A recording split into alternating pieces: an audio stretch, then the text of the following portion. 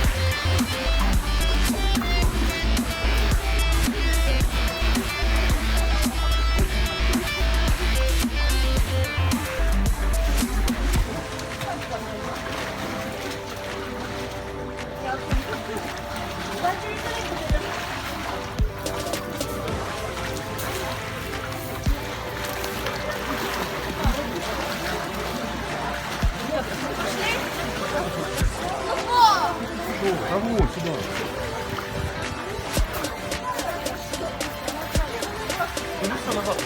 Ayaklar tuttuğumuzda biraz şey galiba. Evet.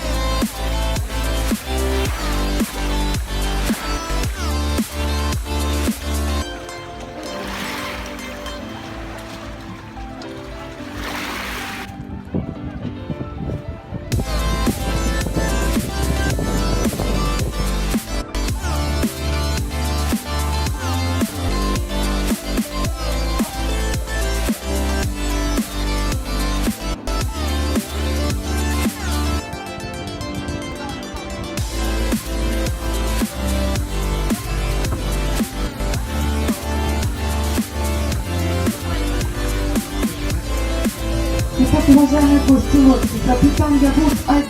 Выходим из пещер, подплываем к лодке. Кто наверх пошел, тоже спускаться.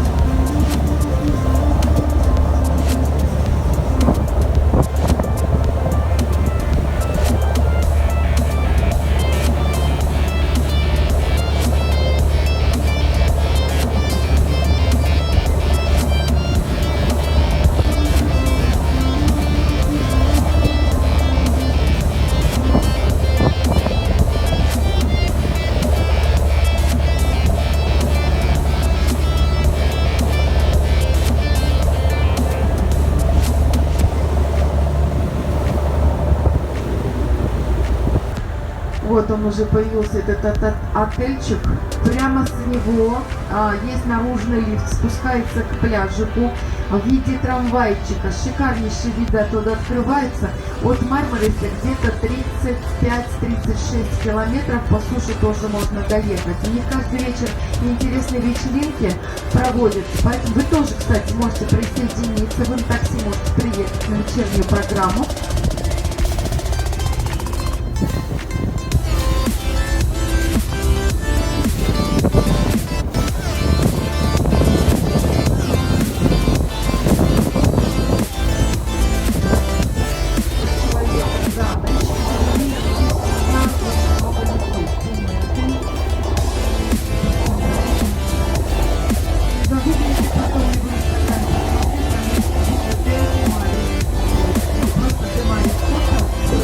Marmaris Otel sabah da söylemiştim. Bölgedeki 3 büyük otelden bir tanesi.